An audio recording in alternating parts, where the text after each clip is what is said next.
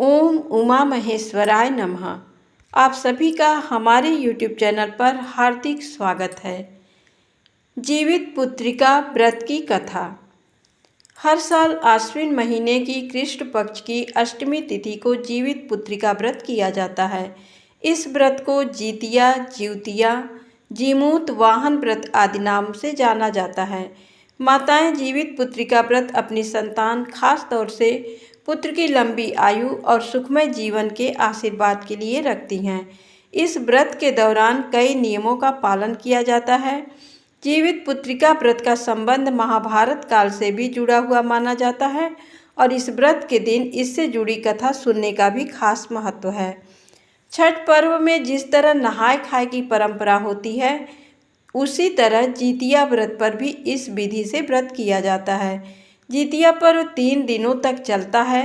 सप्तमी तिथि के दिन नहाय खाए होता है। इसके बाद अष्टमी तिथि पर महिलाएं अपने बच्चों की सेहत, समृद्धि, खुशहाली और उन्नत जीवन के लिए निर्जला व्रत रखती हैं। इसके अगले दिन यानी नवमी तिथि पर व्रत का पारण किया जाता है। महाभारत युद्ध में पिता की मौत के बाद अश्वत्थामा बहुत क्रोधित था। मन में बदले की भावना लेकर वो पांडवों के शिविर में घुस गया। शिविर के अंदर 5 लोग सो रहे थे। अश्वत्थामा ने उन्हें पांडव समझकर मार डाला और वो सभी द्रौपदी की 5 संतानें थीं। अर्जुन ने अश्वत्थामा को बंदी बनाकर उसकी दिव्य मणि छीन ली। क्रोध में आकर अश्वत्थामा ने अभिमन्यु की पत्नी के गर्भ में पल रहे बच्चे को भी ब्रह्मास्त्र से मार डाला। ऐसे में भगवान कृष्ण ने अपने सभी पुण्यों का फल उत्तरा के गर्भ में पल रही अजन्मी संतान को दे दिया और उसके गर्भ में पल रहे बच्चे को पुनः जीवित कर दिया। भगवान श्री कृष्ण की कृपा से गर्भ में ही दोबारा जीवित होने वाले इस बच्चे के कारण इस व्रत को जीवित पुत्रिका नाम दिया गया। उस समय से ही संतान की लंबी उम्र और मंगल कामना के लिए हर साल जीतिया व्रत रखने की परंपरा शुरू हो गई। दूसरी पौराणिक कथा जीतिया व्रत से जुड़ी प्रचलित कथा है। इसके मुताबिक नर्मदा नदी के पास कंचनवटी नाम का एक नगर था। उस नगर के राजा का नाम मलय केतु था।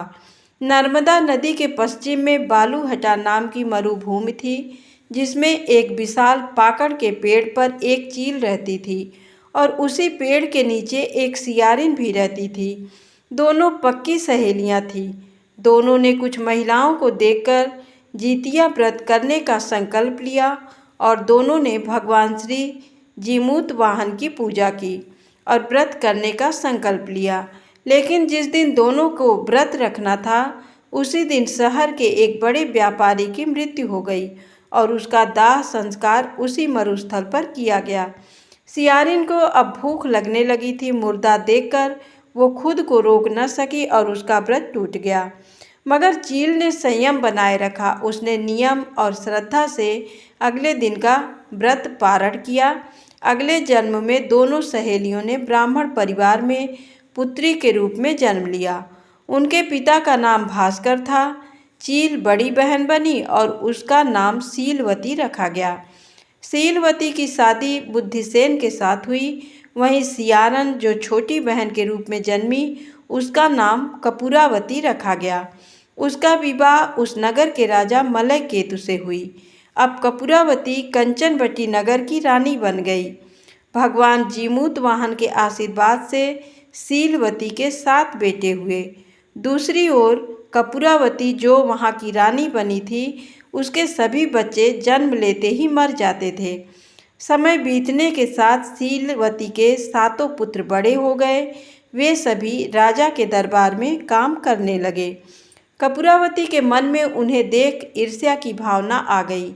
उसने राजा से कहकर सभी बेटों के सर काट दिए। उन्हें 7 नए बर्तन मंगवाकर उसमें रख दिया और लाल कपड़े से ढककर शीलवती के पास भिजवा दिया। ये देख भगवान जीमूत वाहन ने मिट्टी से 7 भाइयों के सर बनाए और सभी के सिर को उसके धड़ से जोड़कर उन पर अमृत छिड़क दिया। उससे उनमें जान आ गई। 7 युवक जिंदा हो गए और घर लौट आए। वहीं जो कटे सर रानी ने भेजे थे, वे सभी फल बन गए। दूसरी ओर रानी कपूरावती बुद्धिसेन के घर से सूचना पाने को व्याकुल थी। जब काफ़ी देर से सूचना नहीं आई तो कपूरावती स्वयं अपने बड़ी बहन के घर गई।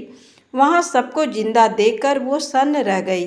जब उसे होश आया तो बहन को उसने सारी बात बताई। अब उसे अपनी गलती पर पछतावा हो रहा था। भगवान जीमूत वाहन की कृपा से शीलवती को पूर्व जन्म की बातें याद आ गई। वो कपूरावती को लेकर उसी पाकड़ के पेड़ के पास गई और उसे सारी बातें बताई। कपूरावती बेहोश हो गई और वहीं पे मर गई। जब राजा को इसकी खबर मिली तो उन्होंने उसी जगह पर जाकर पाकड़ के पेड़ के नीचे कपूरावती का दाह संस्कार कर दिया।